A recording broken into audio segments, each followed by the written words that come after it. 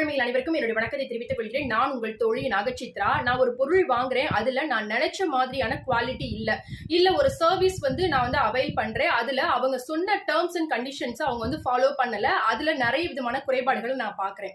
So இந்த மாதிரியான விஷயங்களுக்கு நான் எனக்கான சட்ட தீர்வுகளை எப்படி பெற முடியும் அப்படின்னு நீங்க நினைச்சீங்க அப்படின்னா அதற்கான ஒரு ரிலீஃப் பத்தி தான் இன்னைக்கு நம்ம பார்க்க போறோம்.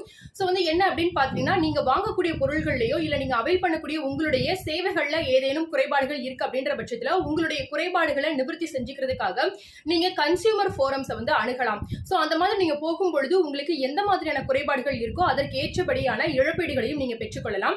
சோ இப்ப சமீபத்தில், அதாவது விழுப்புரத்துல கடந்த ஆண்டு ஒரு பெண்மணி ஒருத்தவங்கள ஒரு தனியார் ஹாஸ்பிட்டல்ல அட்மிட் பண்ணிருக்காங்க, அவங்க மகப்பேறு அறுவை சிகிச்சைக்காக. சோ அந்த டைம்ல என்ன நடக்குது அப்படின்னா, எதிர்பாராத விதமாக அவங்க இறந்து போயிடுறாங்க.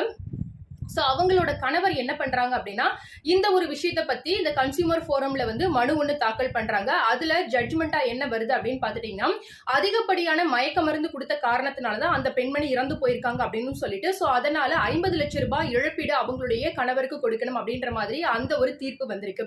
சோ அது மட்டும் இல்லாம இப்ப சமீபத்துல எலக்ட்ரிக் ஓலா பைக்கை சடனா ஒரு ஆப்பின் மூலமாக ஸ்டாப் பண்ணிருக்காங்க. சோ இந்த மாதிரி பண்றது கன்சியூமரோட அவங்களுடைய தனிப்பட்ட அந்த நுகர்வை பாதிக்குது. அவங்க வாங்கின அந்த பர்பஸே கூட எதிர்பாராத விதமாக இப்படி ஸ்டாப் பண்ணும் பொழுது எதிர்பாராத விபத்துகள் ஏற்படுவதற்கான வாய்ப்புகள் உண்டு அப்படின்னு சொல்லிட்டு 100 கோடி ரூபாய் இழப்பீடு வழங்கணும் அப்படின்ற மாதிரியான ஒரு கேஸும் ஃபைல் பண்ணப்பட்டிருக்கு.